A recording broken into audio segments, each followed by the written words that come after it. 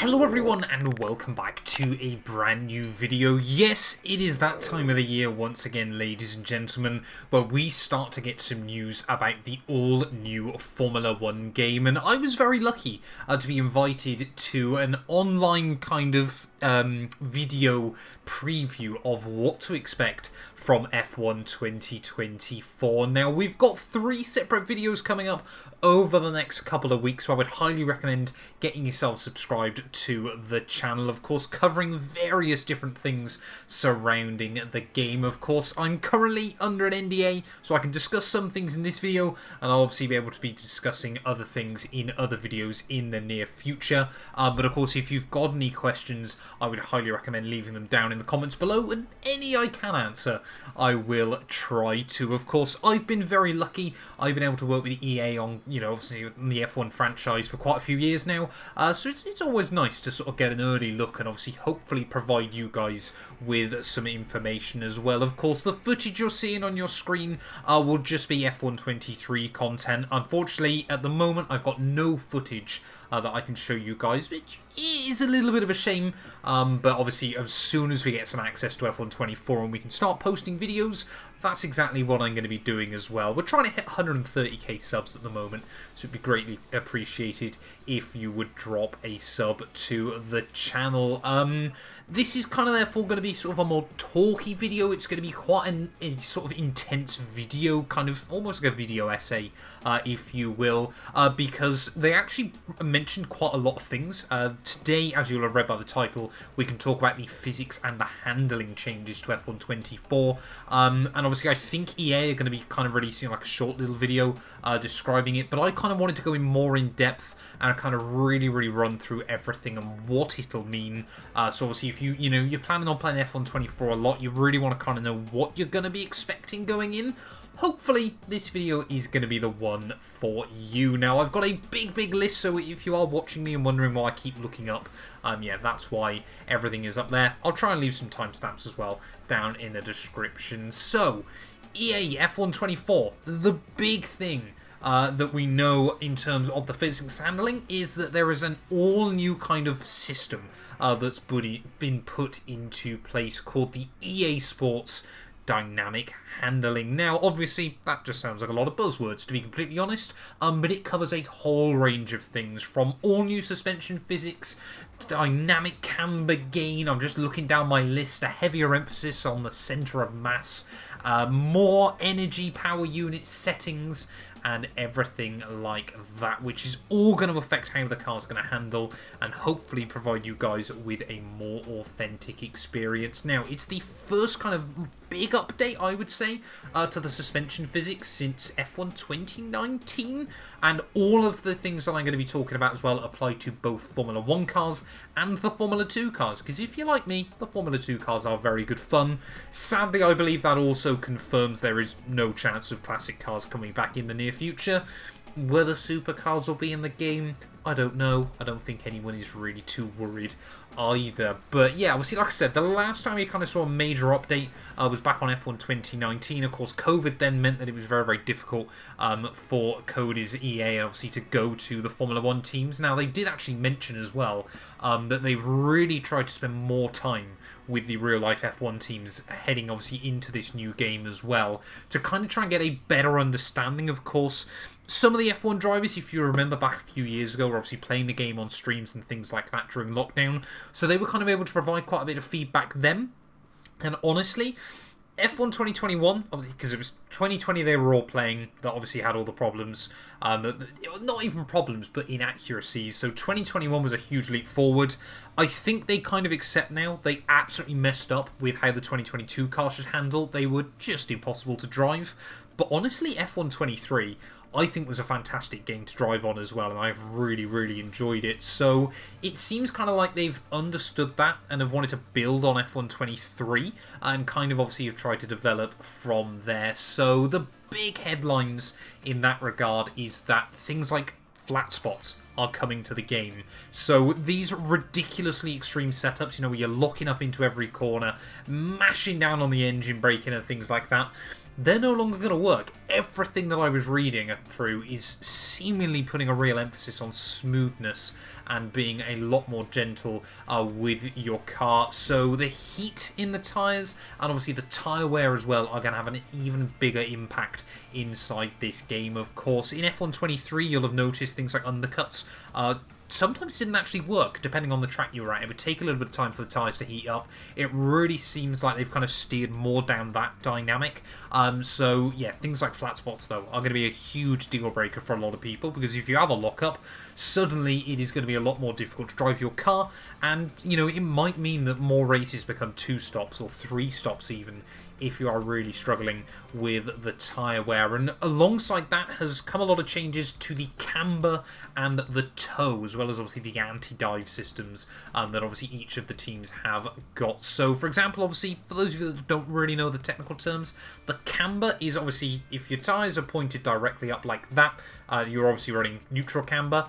The more kind of pointed out at the bottom is more negative camber on a car. So of course that means the bottom of the tyre kind of squashes and becomes wider, therefore providing more grip because the contact patch with the road is bigger. And then the toe is how angle, if you're looking at the car from front on, how much the front wheels are. So that is obviously toe in, that is toe out. Again, you kind of want the front wheels slightly pointing in towards each other, just because it gives you greater precision, of course. You'll remember the DAS system that Mercedes brought to 2020 Formula 1. Obviously, that affected the toe and the camber angles of the Formula 1 cars as well. So it seems like, obviously, fine-tuning your camber and toe settings is going to be really, really important inside F124, because, of course, if you run too much camber, you might think, great, I've got infinite grip, but you increase the wear on the tyres, and the same can be said, obviously, if you're pointing the front tyres in more at each other. Of course, they create more resistance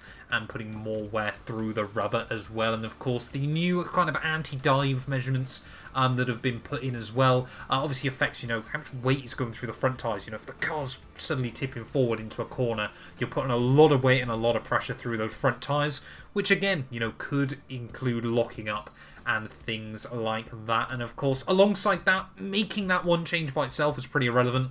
Things like the springs and the damper forces as well have been heavily changed. Like I said, it seemed they wouldn't go into too much detail with it. I don't think they can, because obviously the Formula 1 teams want to keep all of their IP quite protected. But they did say, yeah, that they have been round to a couple of the teams with a very, very early version of the game and kind of went, this is what we've done with it so far. What needs tweaking? What needs changing? And how can we utilise that to kind of make the game feel more authentic and more realistic in the future, without obviously, hopefully, removing kind of a lot of the fun aspect of the game as well. There's also, they could not stop talking about this in the preview, was the heavier emphasis on the centre of mass in a Formula 1 car. Again, those of you that have been playing the F1 games for years, you'll remember for a long time when ballast settings was a thing. You just ran it at 11. You put all the ballast at the rear of the car. It meant the front was really, you know, sharp and pointed in fantastically, and the rear of the car kind of slid around behind you. But you could always manage it, and that was obviously just the way the setups worked for a lot of years. That has been completely, obviously, we lost ballast for a couple of years in the game. I don't actually know whether it's coming back in, but there is a greater emphasis now on, obviously, as that car is moving around with obviously the new physics, springs, damper settings, everything like that, it's going to make the car more sensitive as well, with the centre of mass, the centre of gravity, and obviously the way the weight transfer is. So you'll find, of course, if you're going through, you know, a right-handed corner, obviously a lot more of the weight is going to be on the rear left, and that kind of thing. And of course, as you're braking into a corner, you might find now, even more than ever, that you've really got a cadence brake. So of course, when all the weight is over the front end, you can obviously put a lot of force through the front tyres in terms of braking, but of course as the speed slows down, obviously you kind of go from this to, as the car flattens back out again, obviously then you're going to be having to put less pressure on the brake, because obviously the tyres can't withstand as much pressure. So again, this just really steers into the idea that I feel like F124 is going to be a lot more of a management style game in terms of the way you drive. It won't be driving, you know, trying to do time trial laps over and over. It will be a lot more patient and pacing yourself with how you drive the car, and also fine-tuning every little aspect as well of the car is going to be really, really important. Wing angles and ride heights have also been changed drastically, so you'll know, I think F123 was the first F1 game ever where, you know, 11, sorry, obviously it goes up to 50 now, but for example, 1-1 wings at Monza would give you exactly the same speed as 1-1 wings at Monaco would. Prior to that, kind of there was like a built-in baseline downforce level that changed on each circuit, but F123, I believe, was the first game where it was now just a fixed rate, and whatever wings you were running was just going to completely, obviously, change that component. That seems to have been more emphasized, so obviously you'll know. Say, for example, on F123, if you ran 50-50 wing at Monza, you might be able to do sort of like 190 miles an hour. Now, for example, it might only be 180. It seems like the variation has become a lot greater as well, so again, is going to mean that you're going to have to fine-tune your settings more. Also, for me, might mean I've got more problems because I like to run high downforce setups in the F1 game. That might become a bit of a problem for me. Power unit settings are back, but we don't quite know how just yet. So what we know at the moment is that obviously you're going to be able to dial in more options in terms of the engine braking on the car, and obviously the way the battery obviously recharges and things like that. So of course a more aggressive recharge setting would of course allow the battery to recharge quicker, but can potentially make the car a little bit more unstable in braking zones and things like that. And also obviously, say for example you're trying to save fuel, if you lift and coast, you're going to find that's going to be much more kind of stopping rather than lifting and coasting into a corner. Now, obviously, engine modes were banned in real life Formula 1. Sorry, in 2020. It might have been 2019, even I think. Obviously, for 2020. So obviously they got removed from the game. Like I said, they've told us that they're back, but we obviously I can't imagine obviously that's fuel settings or anything like that. It might be that we kind of get a little bit more kind of control over how much battery we're using. If you remember, I think it was F1 2018 was awful in how much battery management you had to do. So personally, I'm hoping it's not quite like that, but it might well be. I'm hoping we have kind of an automatic mode. Maybe, you know, you can have a bit greater control, because I think just having overtake mode can be a little bit boring as well, obviously, some of the time. And obviously, to combat that as well, there is going to be better accuracy with your MGUH and your MGUK harvesting. So obviously, rather than it kind of being a rough estimate, it felt like on the last few games, it felt a little bit vague. They've really tried to refine that system now, so that it is going to be a lot more fine-tuned, and obviously a lot kind of more precise in terms of if you do this lap, this will happen. But even if you change it just minutely next lap, you might end up with completely different results. And to go along with that as well, diff settings have been completely changed. For many years now, obviously the diff setting would only go from 50 to 100.